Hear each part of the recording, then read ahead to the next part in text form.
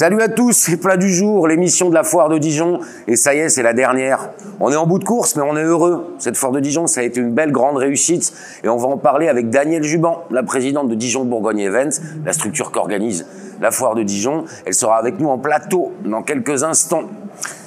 Aujourd'hui, c'était concours Tarte No Limit. Oui, c'est pas moi qui invente. C'était le titre du concours qui est présidé, le jury est présidé par Pierre Hubert, le fameux pâtissier dijonnais, et notre ami Franck Le Tank sera en duplex et j'ai l'impression qu'il va se gaver de tartes. Aujourd'hui, on a eu la visite de Miss France aussi, qui a cuisiné avec Stéphane Derbord et qui est resté pour rencontrer un petit peu le public. Voilà, ça veut dire que s'il y a Miss France, ça veut dire que c'est du gros niveau d'événement, c'est Foire de Dijon. On a continué aussi avec tous les classiques, le rétro gaming, les jeux pour les enfants avec Chacha Boudin, etc. Donc on a passé une excellente dernière journée de foire. Si vous me regardez à la télé, c'est qu'il est 18 h, la foire est déjà fermée. Normalement, il y a une fin de phrase, mais que j'ai pas. Allez, on va verser une petite larme, hein, c'est un peu les adieux sur le quai de gare. C'est la dernière émission, mais on va faire ça dans la bonne humeur, comme d'habitude, pour le plat du jour. On rejoint Franck Le Tank, Tarte No Limit. Il est avec le jury du concours de tartes. Allô, Francky, est-ce que vous me recevez? Est-ce que vous avez la bouche pleine, Francky? Oui, oui Antoine. Est-ce que tu m'entends et oh? Est-ce que tu me sens et oh? Est-ce que tu m'entends et oh? Est-ce que tu me sens et oh? Touche-moi, je suis là et oh, oh, oh, oh. Belle référence, Francky. Oui, la connexion est établie, je suis en duplex. Espace chaud devant, comme d'hab, j'ai envie de vous dire, hein, depuis le temps. Aujourd'hui, c'est le concours Tarte No Limit. Il y a des tartes à gogo derrière moi. Ça se passe du côté de l'espace chaud devant, comme je le disais. Et je suis avec Bertrand Famille, qui est blogueur culinaire et membre du jury. Salut Bertrand. Salut. Alors, comment on devient blogueur culinaire? C'est une passion pour moi depuis tout petit. J'aime cuisiner, j'aime faire à manger pour moi et mes proches. Et de fil en aiguille, j'ai créé mon petit blog de cuisine. Et maintenant, avec la diversification, j'ai fait les réseaux sociaux. Voilà. Ok, et donc du coup, toi, t'es pas pâtissier, cuisinier à la base? Ah non, moi je suis juste amateur. C'est un plaisir de cuisiner sucré, salé en dehors de mon temps de travail. Et voilà. Ça fait combien de temps que tu fais ça? Environ une quinzaine d'années. Okay. Et donc tu as développé donc, sur les réseaux et tout, le blog, il a migré vers les Facebook. Ouais. J'ai créé mon blog au début en pensant me faire comme un petit livret de recettes on va dire, sur Internet. Et après, avec le développement des réseaux sociaux, Facebook, Twitter, Instagram, du coup, je me suis mis sur les pages et j'ai développé ça.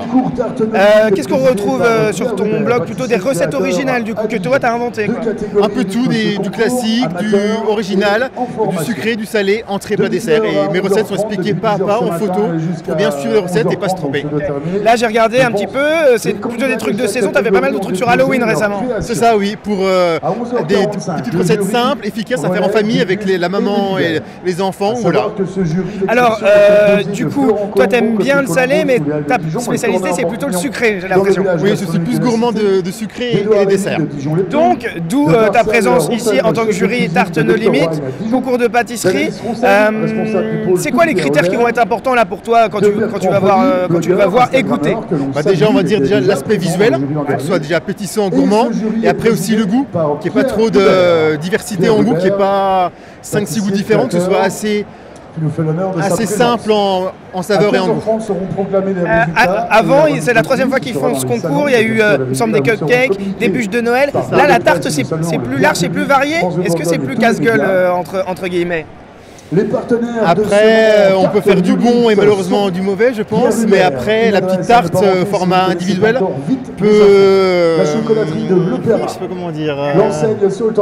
Non, on peut après se faire plaisir, pas niveau goût, niveau visuel.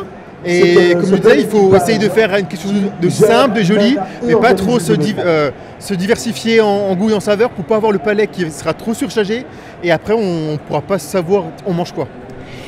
Il y a des professionnels, il y a des amateurs sur ce concours, mais on a fait le distinguo, il y a deux catégories différentes. C'est ça. Ouais, il y a les amateurs comme moi, les personnes qui font ça en dehors du travail pour leur plaisir. Et il y a aussi les jeunes en formation qui seront, j'espère, des futurs pâtissiers. Qu'est-ce qu'on gagne à la fin du concours de Tarte No Limit? Il y a des lots offerts par les partenaires, des magazines, des livres, des chèques cadeaux pour des fournitures. Et puis voilà. Super. Tarte No Limit, franchement, ça me donne trop la dalle. Allez, à vous les studios. Merci Franck Le Tank pour ce dernier duplex.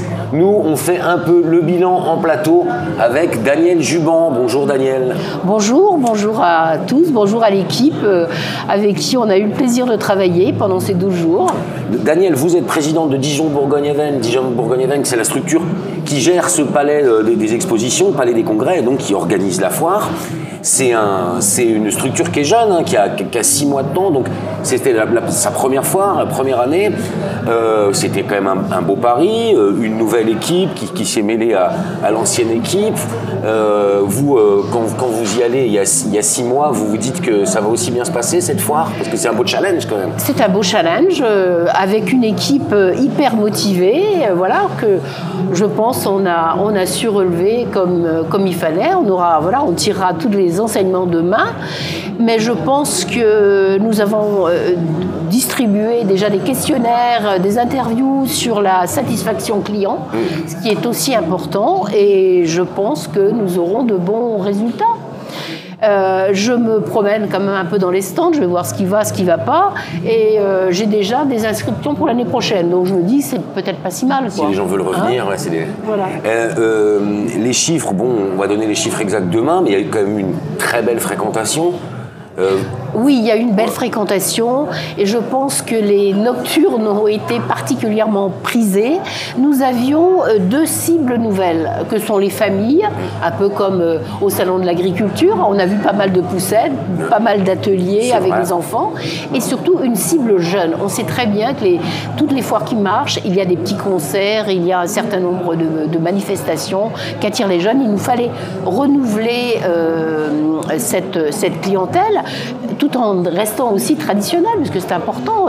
Il y en a pour tout le monde à la foire de Dijon. C'est ce qu'on disait, la foire de Dijon, elle est solide sur ses appuis, avec la gastronomie, c'est Hall 1, où les gens viennent prendre des gueuletons. Voilà, mais il y a aussi, avec des copains, avec la famille. Et toutes les nouveautés, donc les concerts, le rétro gaming, les activités pour les enfants. C'est quoi, vous, votre petit préféré? Si vous retenez quelque chose et des nouveautés, qu'est-ce qui vous a plu? Moi, je vais dire ce qui m'a le plus peut-être touchée et émue, c'est la soirée, pas la soirée, pardonnez-moi, c'est la journée dédiée au handicap. Et donc, c'était vraiment sur l'inclusion, avec des conférences, avec des conférences de grande qualité. Et je pense que tout le monde a sa place aussi à la foire. Alors, le rétro gaming a marché très bien, les concerts aussi. Voilà. Et Dijon-Vigne, moi j'aime notre territoire. Je suis aussi sensible au vin, à la reconquête. Et les bières de Dijon aussi. Et les bières de Dijon. Et ça, c'était important aussi de le montrer, parce qu'on est aussi un territoire avec, ce côté local, produit local, circuit court, ça c'est quelque chose qui n'était pas trop travaillé avant et sur lequel vous appuyez. Oui, ne serait-ce que la table de Lucullus également. Et puis nous avons eu également de nouveaux stands qui sont revenus avec les pains d'épices Mulot et Petit Jean, avec les Dijonnais qui avaient un peu abandonné la foire et qui sont revenus, qui nous ont fait confiance. Donc vive la saison 2 en 2024. Ouais, on la refait, on est d'accord. On la refait, on revient. On se donne rendez-vous l'année prochaine, Danielle. Eh bien, nous serons au rendez-vous. En tout cas, merci à votre équipe et merci de votre enthousiasme. Merci beaucoup. Et nous, on passe au zapping, le dernier. Bonjour madame, bonjour mademoiselle, bonjour monsieur.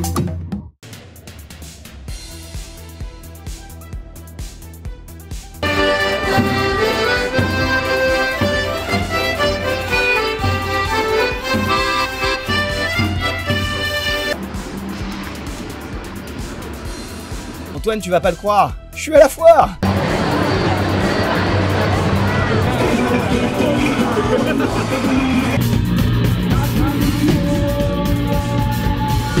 Antoine, c'est incroyable.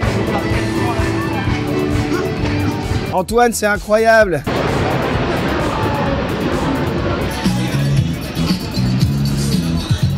Antoine, c'est incroyable. Antoine, c'est incroyable. Je suis à la foire.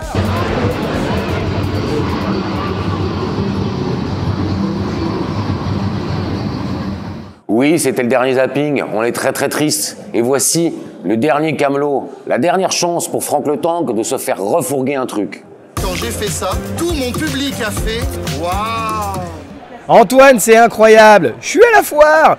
J'ai les lunettes toutes sales, mais heureusement, j'ai rencontré Roland de Excelvu qui va me vendre son produit pour nettoyer mes lunettes en 1 minute. Alors oui, prêtez-moi vos lunettes, je vous prie. C'est parti.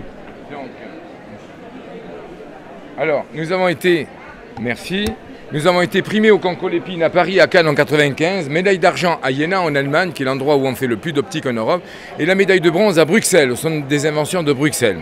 Alors vous voyez, vous avez des verres anti-reflets, ce sont des verres très difficiles à nettoyer. Vous allez voir, ça va tenir du miracle. Un peu, vous voyez, dès qu'on les touche avec les doigts, elles marquent, elles viennent toutes bleutées, violacées. Alors regardez, un petit rang par-dessus, c'est très rapide. Hein. Un petit rang par-dessus, un petit rang par-dessous, sur les montures également, pour les faire briller, oui, pour leur donner l'éclat du neuf. Oui. Alors c'est un gel à base de fleurs de rose, de fleurs de bleuet. C'est un bleu à lèvres. Voilà, exactement, un bleu à lunettes. Donc ça sent bon légèrement, c'est pas très violent, mais ça sent bon quelque peu. Alors, vous l'étalez, oui, ça fait plaisir, vous l'étalez comme une crème délicatement, sur les montures également, pour dissoudre toutes les impuretés, les poussières et les microbes.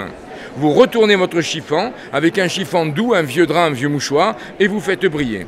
Et durant 2-3 jours, vous êtes assuré d'avoir des verres impeccables. Alors on peut le faire avec une microfibre, ça c'est génial. D'ailleurs, nous l'offrons la microfibre. Hein. Pour l'achat du produit, nous offrons la microfibre. Ça fait 1 minute, Roland. Mais moi, de toute façon, je suis complètement convaincu. Excelvu, les lunettes, j'achète. C'est Inception, Franck Le Tank était avec un camelot et il est avec nous sur le plateau. Comme quoi, on se connaît vraiment avec Franck Le Tank. Voilà, cette personne existe, cette relation existe. Pas de météo aujourd'hui, on embrasse fort Polo, mais bon, il n'y a rien à faire demain, c'est la fin de la foire. Merci à David pour la réalisation, merci à Naps d'avoir été avec lui, merci à Philippe, ça c'est notre aide précieuse à la technique bien sûr. Merci à tout le monde, merci à Charline et à Eliane de s'être occupés de nos invités. Merci à Fred, merci à François, merci beaucoup à Audrey, à Hubert. On se retrouve l'année prochaine et voilà, d'ici là on va aller dormir un petit peu et manger du riz. Au revoir.